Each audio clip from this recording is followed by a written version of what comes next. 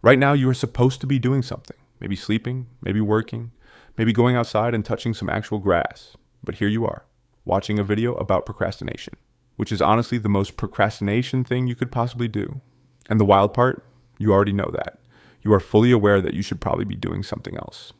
So why can you not stop? Why does knowing the problem never seem to fix it?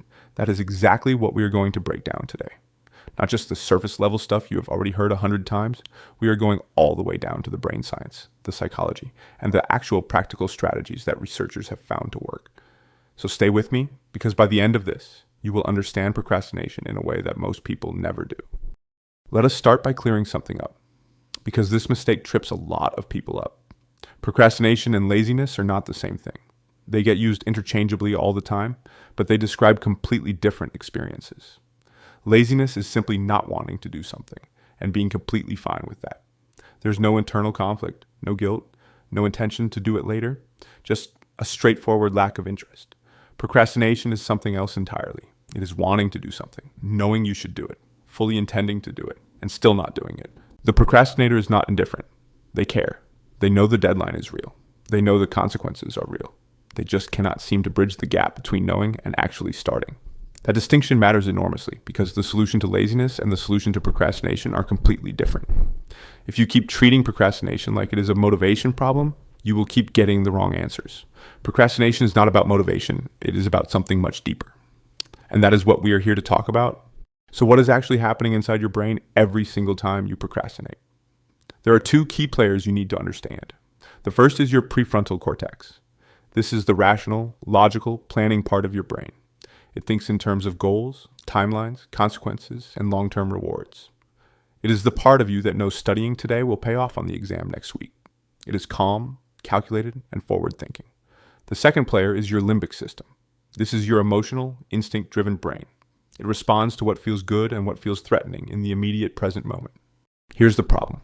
In a direct conflict between these two systems, the limbic system almost always wins. It is bigger, faster, and has way more influence over your behavior than most people realize. Your rational brain is like a very smart advisor in the room. Your emotional brain is the one actually making the decisions. Here's what that looks like in real life. You have an assignment due in a week. Your rational brain runs the numbers and calmly says, an hour a day, you will finish it with time to spare. No stress, no problem. Completely reasonable, completely correct. But your emotional brain does not hear that. Instead, it immediately starts catastrophizing. What if I fail this? What if I fail the whole class? What if I do not graduate on time? What if I cannot find a job? What if everything falls apart? Suddenly, an assignment due in 7 days feels like a 5-alarm emergency happening right now, today, this second, and your brain responds accordingly. This is the core of procrastination that most people never fully understand. Your emotional brain is simply not built to handle future threats. It was designed to protect you from dangers that are happening right now, in your immediate environment. So when it encounters something like a looming deadline or a difficult conversation or a big project, it cannot process it as a future problem. It registers it as a current threat. And its entire job is to make you avoid threats. Your rational brain tries to push back. It wants to say, relax, this is completely manageable. You have done harder things before. But it usually gets drowned out entirely. And here's the part that really stings. Sometimes your rational brain gets so overwhelmed that it actually switches sides. It stops arguing for productivity and starts justifying the procrastination instead. That is where thoughts like these come from. I work better under pressure anyway, so waiting makes sense. I will be way more focused tomorrow when I am rested. I need to be in the right headspace for this kind of work. This video is technically educational, so watching it counts as being productive. Every single one of those is your rational brain covering for your emotional brain. It is not logic. It is rationalization dressed up to look like logic. Now, anxiety about failing is not the only trigger. Procrastination can come from several completely different directions. Sometimes the task just feels overwhelming. It is not that you are scared of failing. It is that the task looks so massive and undefined that your brain cannot find a starting point. So it freezes. And freezing feels exactly like procrastinating. Sometimes it is perfectionism. This one is sneaky. You are not afraid the task is too hard. You are afraid that if you actually try your absolute best and still fall short, there is no excuse left. As long as you procrastinated, you have a built-in explanation for any poor result. You did not fail because you lacked the ability. You failed because you ran out of time. But if you give it everything and still fail, the failure is entirely yours. That possibility is terrifying, and avoiding the task keeps that moment from ever arriving. And sometimes Honestly, the task is just boring compared to everything else available to you. That is a real and legitimate reason too. The world has never been more full of instant, effortless entertainment. Competing with that for your own attention is genuinely difficult. But here is what all of these causes have in common. Whether it is anxiety, overwhelm, perfectionism, or boredom, procrastination is always a mood regulation failure. Here's where the psychology gets really fascinating and also a little frustrating.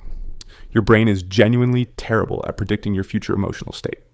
This is a well-documented phenomenon called affective forecasting, and humans are notoriously bad at it. Here's how it plays out with procrastination. When you delay a task, your brain makes a prediction. It assumes that when you return to that task in the future, you will feel exactly the same way about it as you do right now. But think about what is happening in that moment. You are choosing to delay because the task feels bad, stressful, boring, scary, overwhelming. The moment you make that decision to delay, you feel immediate relief. The threat is gone, at least for now. Researchers have identified two main psychological methods for breaking this cycle. The first is mental time travel. You close your eyes and vividly imagine yourself in the future, specifically right before the deadline. Not a vague image of future you, sitting at a desk looking productive. The actual feeling. The dread when you open the document and realize how much is left. The exhaustion. The regret over every moment you wasted. The stress headache. Make it real and specific. The goal is to give your emotional brain an accurate preview of what avoidance actually costs, so it stops treating delay as a safe choice. The second method is simpler, more reliable, and honestly more honest. You just deliberately assume your mood prediction is wrong. When your brain tells you that you will feel more motivated or more ready later, you treat that thought as statistically false, because it almost always is. Now here's the practical advice that actually holds up under real research, and it is probably not what you expect. Stop relying on willpower. Studies consistently show that willpower is a limited and depletable resource.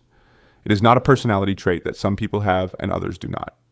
It is more like a fuel tank. Every decision you make, every temptation you resist, every moment you force yourself to focus, draws from that same tank. People who appear to have incredible self-discipline are usually not white-knuckling their way through the day. Research shows they are actually just better at designing their environment so that willpower is rarely needed in the first place. That is the real strategy. Plan ahead for the moments when willpower fails, because it will fail. Break your tasks into smaller pieces so your emotional brain does not panic at the scale of them. Remove distractions before you sit down to work, not in the moment when temptation is already right in front of you.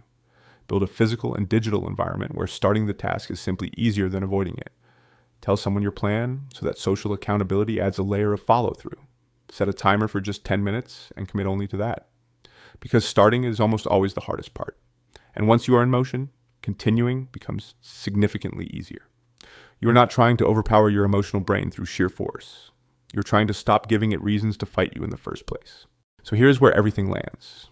Your brain treats productive work as a threat because your emotional system cannot distinguish between a dangerous predator and a difficult assignment. It responds to both by trying to make you retreat. Willpower alone will not overcome that response because willpower is limited and the emotional brain is very, very old. The path forward is not discipline through gritted teeth. It is understanding the system well enough to stop triggering the alarm in the first place. Smaller tasks, better environments, honest predictions. You now have the full picture, the brain science, the psychology, and the practical tools. The only question left is what you're going to do with it. Are you going to apply this today or save it for later? Do not answer that. Just close this tab and start.